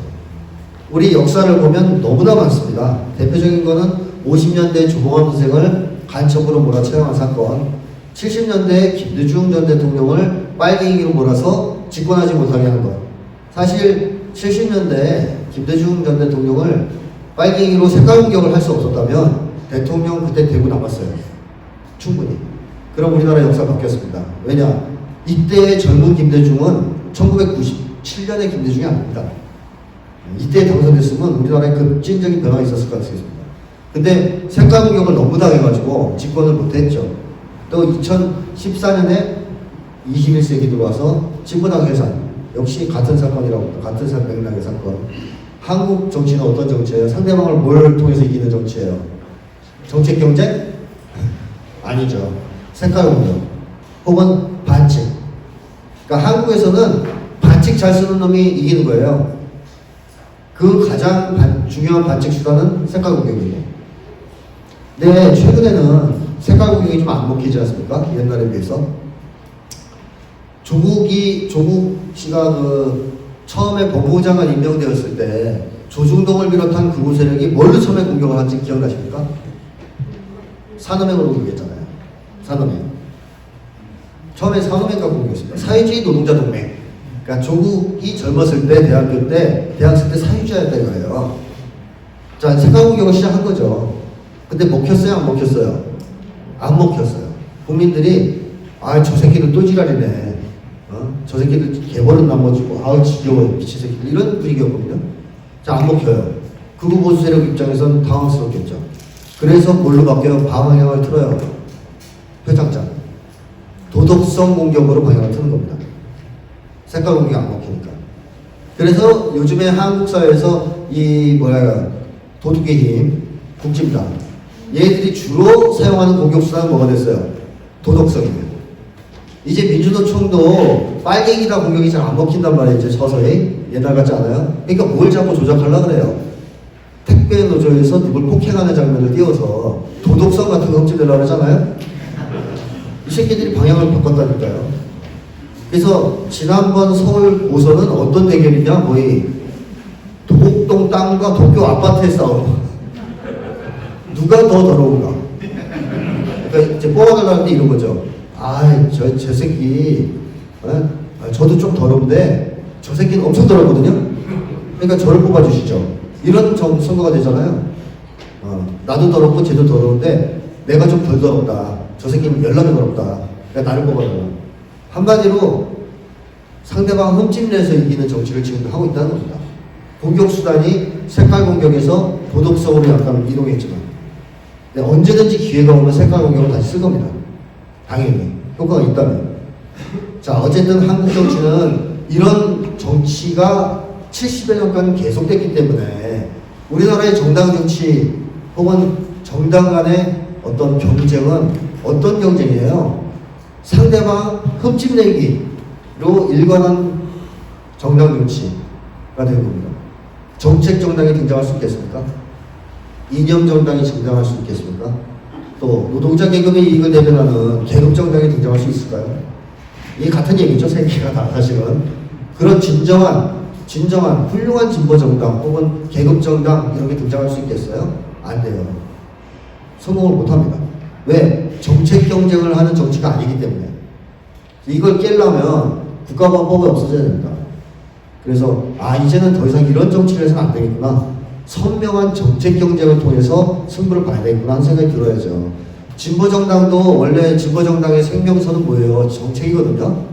국민들한테 제시했을 때 어이구야 뜨거워라 저거 너무 좋다 막 이러고 머리를 땅 때리는 정책 같은 거로 승부해야 되는데 그거 못하려는 아까 왜? 그거 얘기하면 국가보안법 걸리기 때문에. 그러니까 진보정당도 약진은 못하죠. 혹시라도 그 벽을 깨보려고 좀 센 거 얘기하면 종목몰이 당해서 깨지죠. 자, 진보정당 운동이 발전할 수 없고 정책정당 등장할 수 없고 정책 경쟁에 의한 정치가 불가능하다. 한국은 반칙으로 상대를 흠집내서 잡아뜨리는 정치가 70년째 계속되고 있다. 만약에 분단체제가 해체되지 않고 국가보안법이 폐지되지 않는다면 이러한 정치 지형은 바뀌지 않을 것이다 라고 봐야 될 겁니다. 자, 이렇게 오랜 세월 동안 후진적인 정치가 한국 사회를 지배했다면 한국인들의 이 민주주의에 대한 민주주의 의식은 정상일까요? 비정상일까요? 비정상. 네, 정상이면 그 이상하죠. 너무나 더러운 곳에서 후진적인 데서 오래 살았는데 정상이면 그 이상하죠. 마치 흙탕물 속에서 계속 살았는데 몸이 깨끗한 게 이상한 거 아닙니까? 자, 한국인들의 민주주의에 대한 의식도 심각할 정도로 왜곡되어 있습니다. 그 대표적인 게 뭐냐? 우리 한국 사람들 한국을 자유민주주의 국가라고 얘기하죠. 또 자유민주주의자라고 스스로를 생각합니다. 그런데 자유민주주의에서 가장 중요한 핵심이 뭘까요? 그걸 빼면 자유민주주의가 아니게 되는 그런 핵심. 사상의 자유죠. 네, 사상의 자유. 다른 거는 사실 부차적인 거예요. 사상의 자유가 제일 중요합니다. 자, 생각을 해보십시오. 사상의 자유가 없는데 언론, 출판, 집회, 결사의 자유가 있다. 그게 의미가 있나요? 아무 의미가 없죠. 사상의 자유가 보장돼야 그 사상을 언론에 공표할 자유가 필요하고 또 책으로 출판할 자유가 필요하고 그 사상을 실현하기 위해서 집회를 열 수 있는 자유가 필요하고 또 조직을 결사할 자유가 필요한 거 아니에요? 사상의 자유가 없는데 네 가지 자유가 있으면 뭐합니까? 아무 소용 없죠. 그래서 자유민주주의 핵은 사상의 자유입니다. 그런데 우리 한국 사람들은 과연 어떤 의식을 가지고 있을까요? 사상의 자유를 인정해야 자유민주주의자 혹은 민주주의자라고 할 수 있는데 그러려면 이 정도 얘기는 해야 되지 않습니까? 한국의 공산당이 허용될 때라야 진정으로 민주주의가 실현되었다고 말할 수 있다. 이런 정도 얘기는 할 수 있어야 되잖아요. 이 얘기를 누가 했을까요? 한국 정치인 중에서 노무현 전 대통령이 대통령 재임 기간 중에 한 얘기입니다. 그래서 이 얘기를 해서 어떻게 됐어요? 엄청난 공격을 받았죠. 노무현 봐라, 그때 정체를 드러냈다. 공산주의자다. 탄핵해야 된다. 사과해라. 난리가 났었습니다. 근데 만약에 노 전 대통령이 이 얘기를 유럽 사람들한테 가서 했다. 그럼 유럽 사람들이 뭐라 그랬을까요? 아니, 그런 당연한 얘기를 왜 하세요? 라고 물어봤을 거예요. 그 나라에서 상식이니까. 상식. 자, 세계의 기준, 보편 기준을 볼 때 상식이거든요. 근데 한국에서 그 얘기랑 뭐가 돼요? 공산주의자가 돼요. 그럼 한국 사람들의 민주주의에 대한 의식이 국제 기준이나 보편 기준하고 전혀 맞지 않다. 한참 떨어졌다는 게 드러나는 거죠. 이걸 통해서. 한국 사람들은 이 두 가지 질문을 받게 되면 뭘 선택할 것 같습니까? 1, 2번 중에.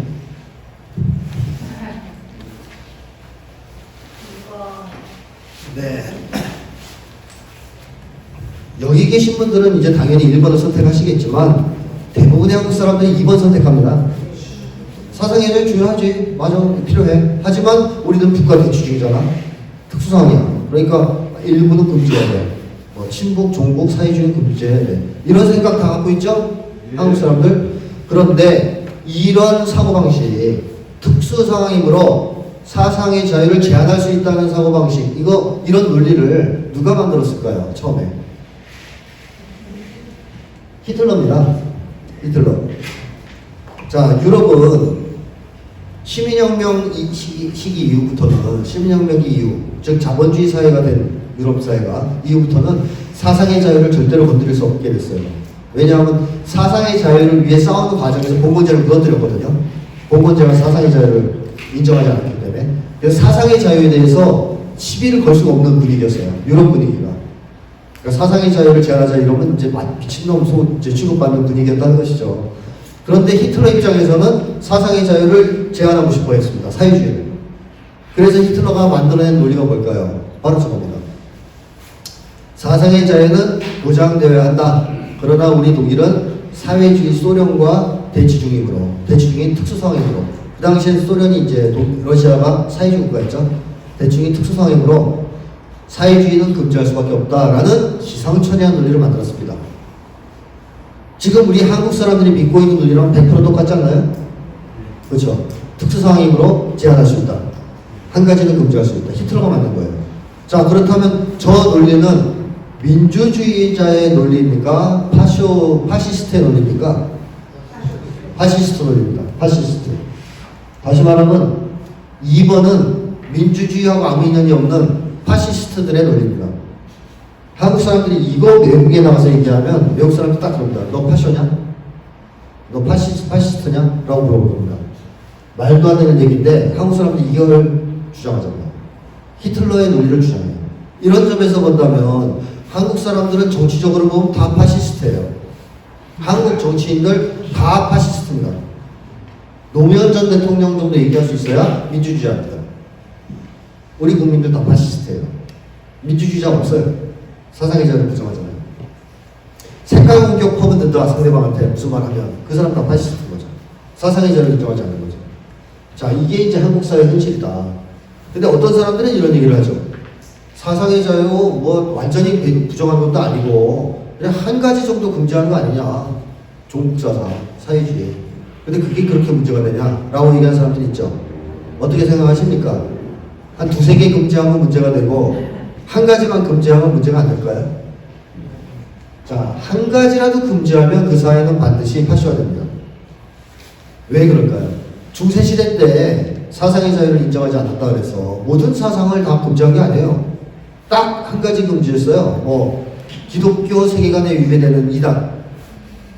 자, 그러면 중세시대 때의 지배자들은, 중세사회의 지배자들은 죽이고 싶은 사람, 마음에 안 드는 사람 있으면 그 사람 어떻게 하면 돼요? 이단으로 낙인 찍으면 되죠. 자, 히틀러는 죽이고 싶은 사람 있으면 뭐로 딱지만 붙이면 돼요, 그 사람한테? 사회주의자. 한국에서는 제거하고 싶은 사람 있으면 빨갱이 종북 딱지만 붙이면 제거할 수 있습니다. 무슨 얘기인지 이해가 되시죠? 한 가지의 사상이라도 금지되면 권력을 가진 사람들은 아무나 잡아 죽일 수 있고 아무나 탄압할 수 있어요. 금지된 사상을 가지고 있다는 것만 증명하면 돼요.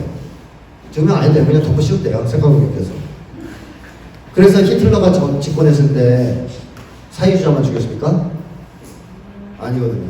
자기 마음에 안 드는 사람 다 사회주의자로 몰아 죽였죠. 유대인을 학살할 때도 그 주요한 논거 중에 하나가 바로 유대인은 다 사회주의자라는 거였어요. 자, 대량 학살이 그래서 가능해진 거죠. 우리 인류가 2차 세계대전을 겪으면서 배운 게 있어요. 뭘 배웠느냐? 단 한 가지의 사상이라도 금지하면 그 사회는 반드시 파시화되고 중세기적 야만 국가로 전락한다는 걸 배웠습니다. 경험을 통해서. 보십시오. 히틀러가 독일을 파시화시킬 때 제일 먼저 한 게 뭐예요? 사회주의 사상 금지. 무솔리니가 이탈리아를 파시화시킬 때 제일 먼저 한 게 뭡니까? 사회주의 금지. 일본이 군국주의 길로 들어설 때 제일 먼저 한 게 뭡니까? 공산당 해산. 세 나라가 공이 파시화되어 때 첫 출발은 사상의 금지입니다. 그것도 여러 개 아니에요. 하나. 공산주의든 사회주의든 상관없어요. 하나만 금지시키면 돼요. 우리 한국에서는 뭐 예를 들면 이제 페미니즘 금지 하면 파시화시킬 수 있어요. 너 페미니스트라고 다 죽일 수 있잖아요. 그럼 똑같은 거죠. 그 명칭이 무엇이냐, 금지된 사상이 무엇이냐 중요하지 않아요. 금지된 사상이 있냐 없냐가 중요합니다. 그래서 우리 인류가 2차 세계대전을 겪어서 뼈저리게 느낀 게 뭐냐? 사상의 자유에 대해서 절대 제한이 가하지 않는다. 사상의 자유는 무조건적으로 전면적으로 보장돼야 한다. 그렇지 않으면 그 사회는 독일처럼 되거나 이탈리아처럼 되거나 일본처럼 돼서 파시화된다. 이렇게 배운 다음부터 지구촌에서는 사상의 자유를 제한할 수 있다고 말하는 사람은 없는 거예요. 국제 기준이 딱 된 거죠. 근데 우리 대한민국만 어때요? 제한할 수 있는 거죠. 이게 얼마나 말도 안 되는 사고방식입니까? 우리 한국 사람들은 여전히 어떻게 보면 파쇼 체제 속에 살고 있는 겁니다. 그런 점에서 또 파시스트인 거죠. 이걸 극복하지 않으면 우리 한국 사회의 미래는 없다 라고 저는 생각합니다. 여기 뭐 노동자뿐만 아니라 배운 사람 다 똑같아요. 이 점에서 똑같습니다. 자, 그 다음에 마지막으로 말씀드리고 싶은 것은 이 색깔공포증이 한국 사회에 반민주적 문화를 만연시킨다는 겁니다. 사실 국가보안법은 반통일악법인 동시에 반민주악법이죠. 사상의 자유를 부정하는 반민주악법입니다. 근데 사상의 자유를 부정하는 것의 심리적 배경이 뭘까요? 사상의 자유를 부정한 사람들은 어떤 심리를 갖고 있는 걸까요? 이거죠. 나와 생각이 다른 사람, 내가 싫어하는 사상을 가진 사람과는 어떻게 하겠다? 공존하지 않겠다. 뒤집어서 얘기하면 죽이겠다는 겁니다. 근데 이게 정상인의 심리라고 생각하십니까? 자, 여러분들 한국 사회를 살아가다 보면 우리가 나하고 생각이 다른 사람, 내가 싫어하는 사상을 가진 사람 계속 만나지 않아요? 계속 만나시죠? 그럼 그 사람들 이름 다 적어놨다 나중에 죽이실 건가요? 누군가가 그런 짓을 하고 있다면 그거 미친놈 아니에요? 그렇죠? 정상인의 심리라는 것은 반대죠. 나와 생각이 다른 사람, 내가 싫어하는 사상을 가진 사람과도 어떻게 한다? 공존하겠다는 겁니다. 왜? 그 사람도 존엄성을 가진 인간이고 우리의 이웃이고 우리 국민이기 때문에 같이 살아가야 된다고 생각하는 거죠. 서로 대화하고 타협하고 하면서.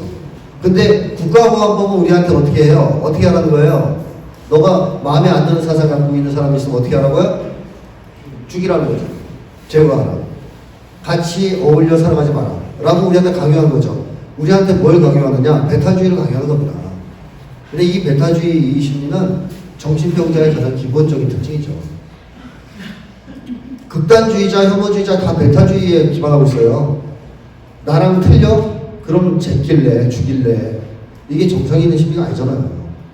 차이가 있으면 존중하고 서로 맞춰가고 타협하고 이러려고 하는 거 아니에요? 이렇게 사는 게 정상이잖아요. 근데 우리한테 정상인으로 살아가지 말라고 강요하는 게 바로 국가법이에요. 이웃집 아저씨 다시 한번 보고 신고해라 뭐 이런 거. 옛날에 70년대 그런 간판 있는 거 아세요? 차 타고 가다 보면 이웃집 아저씨도 다시 보자 뭐 이런 게 있었어요.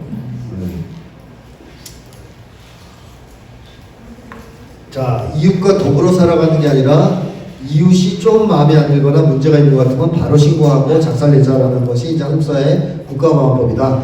우리한테 정신병적 심리를 강요한다. 우리는 사람들과 어울려서 살아가고 싶은데 국가보안법은 배타주의를 강요한다. 한마디로 우리한테 미친놈처럼 살라고 요구하는 게 바로 국가보안법입니다. 자, 이것 때문에 우리 한국 사회는 기이한 사회 문화가 이제 지배하게 됐는데 그 가장 첫 번째는 한국 사람들 나의 말 잘 듣습니까? 안 듣죠. 한국 사람들은 남의 말을 듣지 않을 마음의 준비가 확실히 되어 있는 것 같잖아요. 얘기하다 보면 안 들어요. 근데 왜 한국 사람들이 이렇게 남의 말을 안 들으려고 할까요? 그것은 바로 마음에 들지 않는 사람을 빨리로 뭐라 제거할 수 있는 사회잖아요. 근데 마음에 들지 않는 사람의 말을 듣겠어요? 또 마음에 들지 않는 말을 들으려고 하겠어요? 안 듣죠. 듣기 싫어요.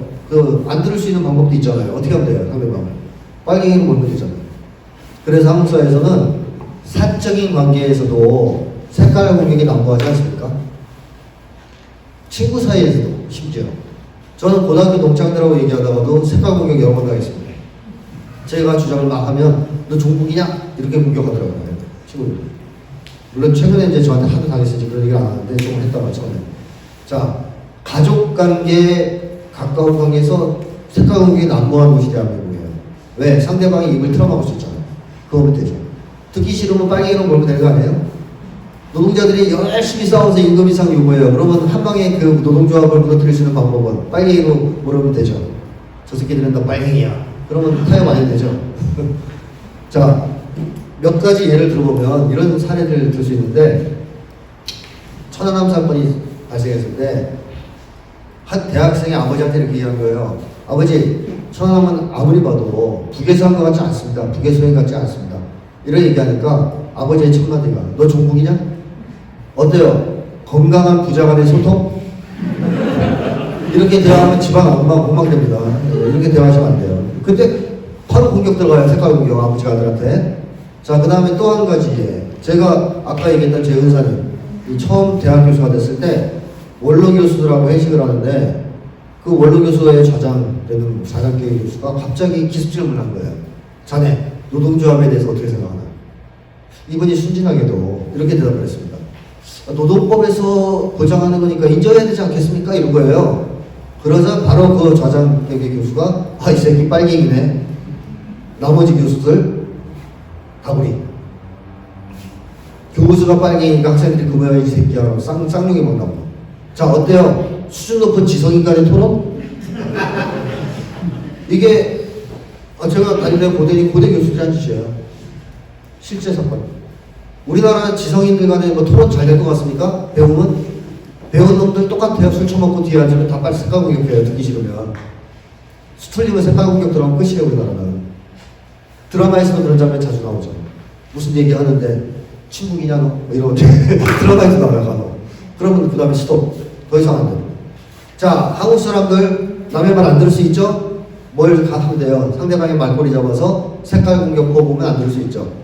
그러면 남의 말 들어야 된다는 생각을 하겠어요? 안 하겠어요? 안 하죠.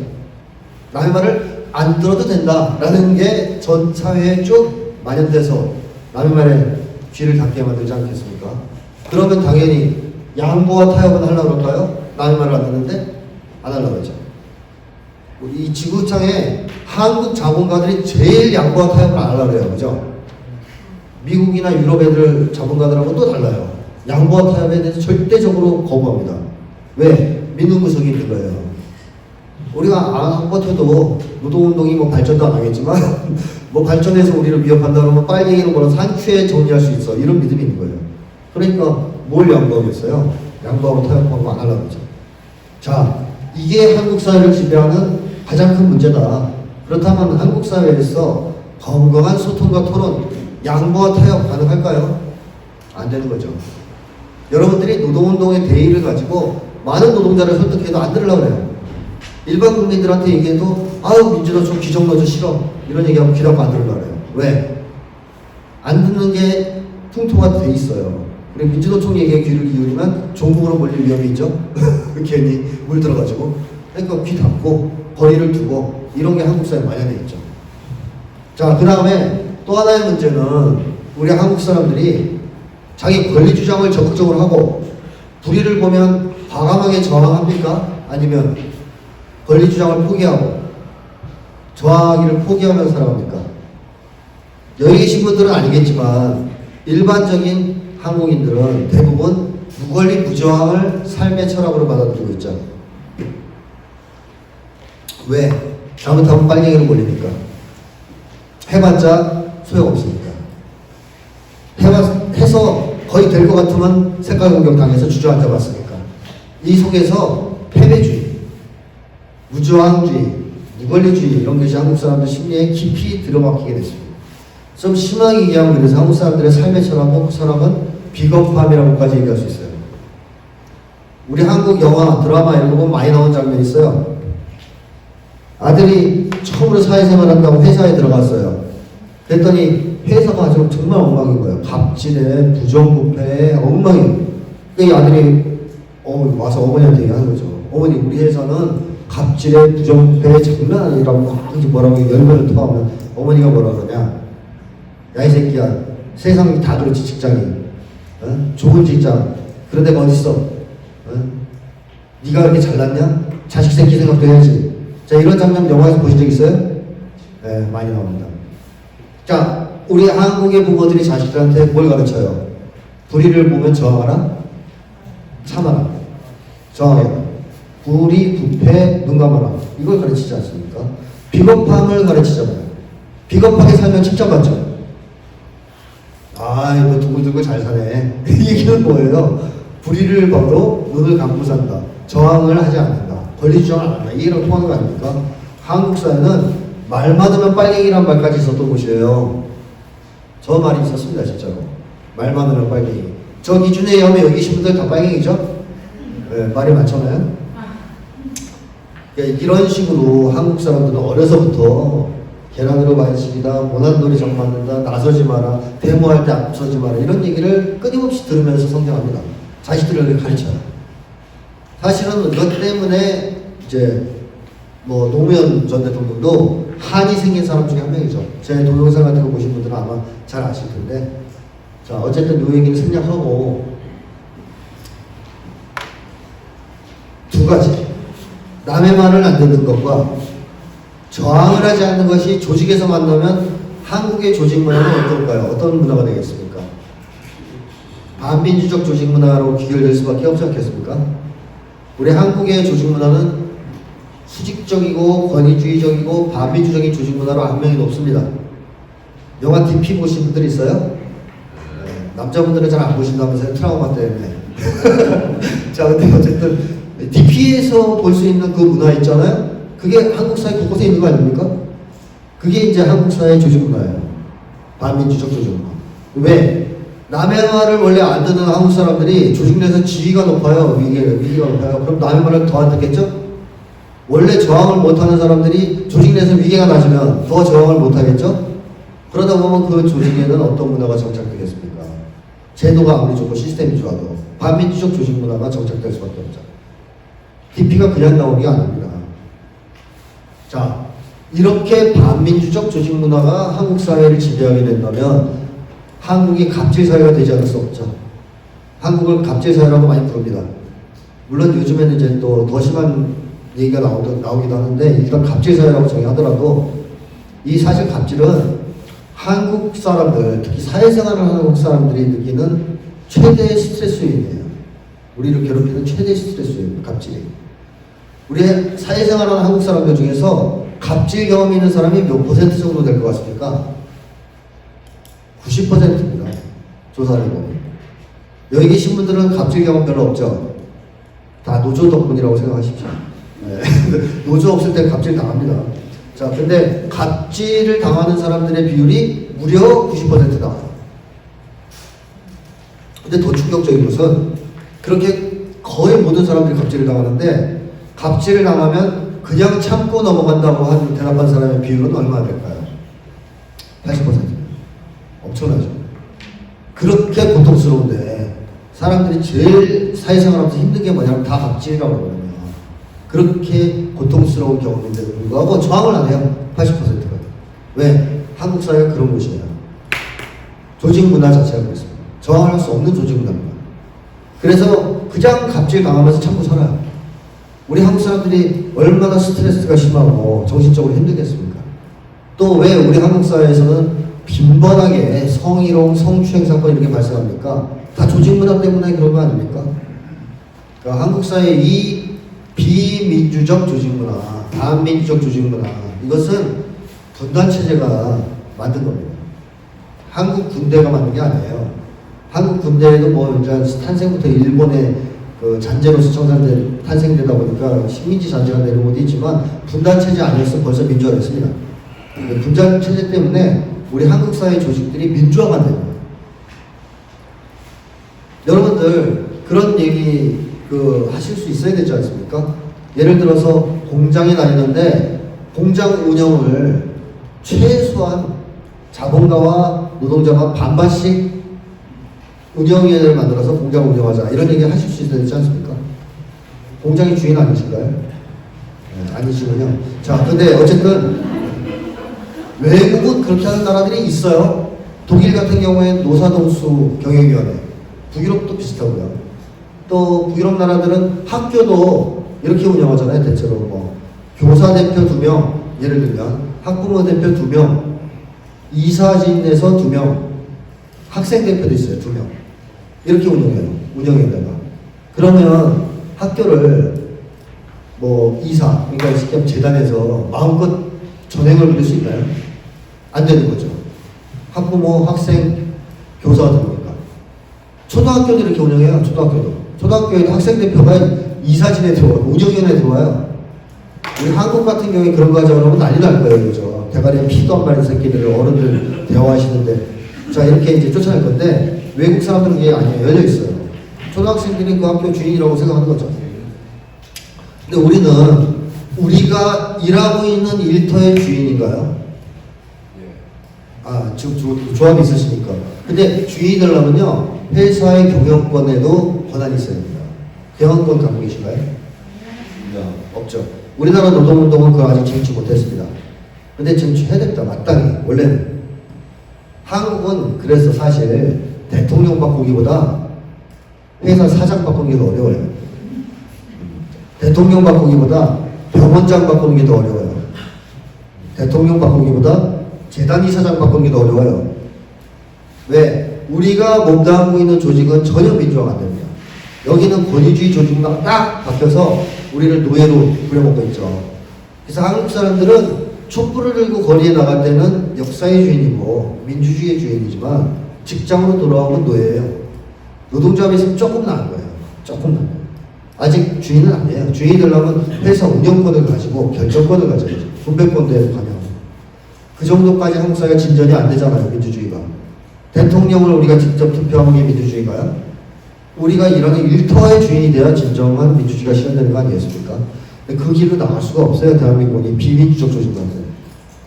그래서 어쨌든 이러한 비민주적 조직 문화가 만연하다 보니까 한국 사람들이 심각한 스트레스, 갑질이나 뭐 성희롱, 성추행 등으로 심각한 스트레스를 경험하고 거기에 그치지 않고 이러한 비민주적 조직 문화가 현재는 어떤 문제까지 이야기하냐면 한국 경제가 지금 저성장 시대에 들어서서 위기를 겪고 있다는 얘기는 다들 알고 계시죠?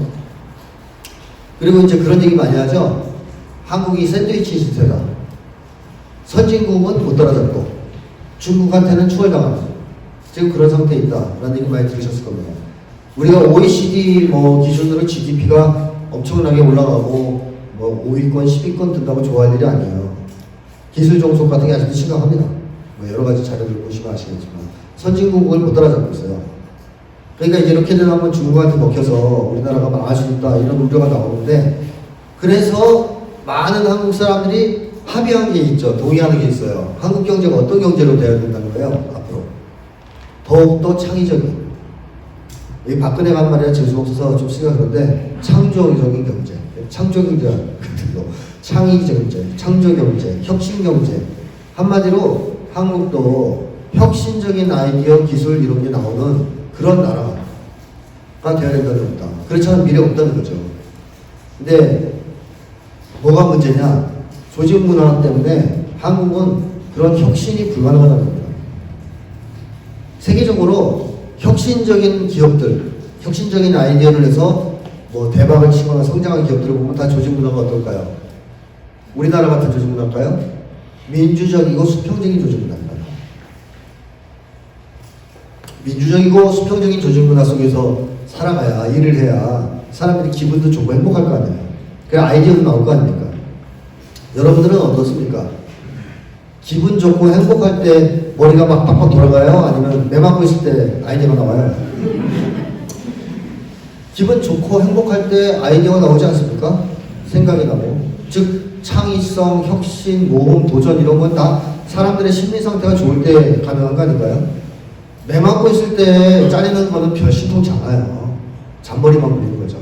한국 사람들이 너무 오랜 세월 동안 이런 조직 문화, 반민주적 조직 문화, 또 반민주적 사회 풍토 속에 살다 보니까 어떤 심리가 생겼냐면 주눅 들어가지고 위축이 돼서 어떠한 도전도 안 하게 됐어요. 한국 사회에서는 활력, 도전, 모험 이런 거 다 사라지지 않습니까? 이제. 자, 그래서 한국 사회가 나날이 추락하고 있습니다. 그래서 외국 사람들 한국에 조언해 준 게 대표적인 게 뭐냐면 바로 조직문화 혁신입니다. 조직문화를 바꾸지 않으면 너희는 기회가 없다. 이 수직적 조직문화에서 가능한 거는 속도밖에 없어요. 속도. 그러니까 삼성 같은 조직 문화에서 가능한 거는 베끼는 거예요. 자, 삼성의 CEO가 세계적으로 처음으로 스마트폰이라는 걸 만들어낸 곳은 애플이잖아요.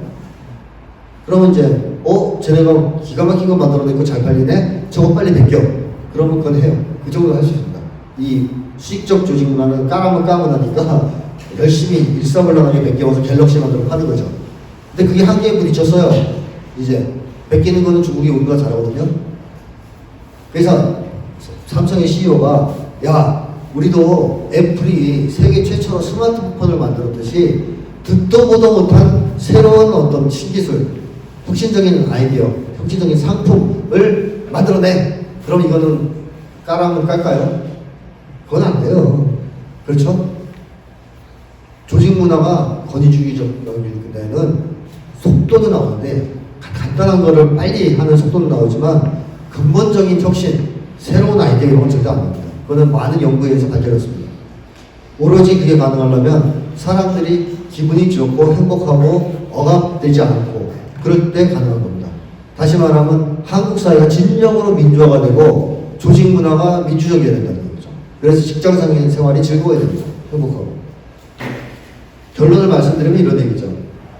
지금 분단 체제를 깨고 국가보안법을 폐지하고 우리가 색깔공포증에서 해방되느냐 되지 못하느냐 하는 문제는 우리의 정신건강 또 우리의 행복에도 영향을 미치지만 국가의 흥망을 좌우하는 문제로 부상했던 겁니다. 이 문제를 해결 못하면 한국은 더 이상 앞으로 나갈 수 없다는 것이죠. 그래서 우리나라가 지금까지 성장한 것에 도취해서 다 잘 될 거야 이런 이제 생각을 하면서 흥청망청할 게 아니고 지금의 위기를 뚫고 더 나은 미래, 더 나은 사회로 나가려면 반드시 이 문제를 해결해야 돼요. 반민주적 조직문화, 반민주적 사회문화, 청산하는 문제를 반드시 일정에 놓고 제기해놓고 해결해야 되는데 이게 바로 분단체제와 직결되어 있는 문제라는 것이죠. 자, 지금 시간이 이제 다 돼서 결론을 말씀드리면 결국 이겁니다. 분단 트라우마를 극복하는 문제가 지금 더 이상 미룰 수 없는 시급한 문제로 제기되고 있다라는 것이고 우리가 빠른 시간 내에 이 문제를 반드시 해결해야 된다. 뭐 크게 보면 분단체제를 해체시켜야 되는 거고 국가보안법을 폐지시켜야 되는 거고 작게 보면은 우리가 색깔공포증에서 벗어나서 분단 트라우마로부터 해방될 필요가 있다. 빨리. 그래야 한국 사회의 수많은 문제점들이 풀리기 시작할 수 있다. 라는 점을 꼭 말씀드리고 싶고 지금은 과거에 비해서는 색깔공포증이 그래도 약화되고 있는 추세이기 때문에 국가보안법만 잡아들이면 저는 상당히 빠른 속도로 색깔공포증이 약화될 거라고 예상합니다. 따라서 국가보안법을 올해 안에는 좀 힘들 것 같은데 지금 민주당 한 지금 봐서 내년에 정권교체기를 기점으로 반드시 폐지시킬 필요가 있다라고 생각하고 남북관계는 물론 좀 풀어야 되겠죠. 여기 계신 분들이 열심히 뛰어주시기를 기대하면서 오늘 강의는 이걸로 마치겠습니다.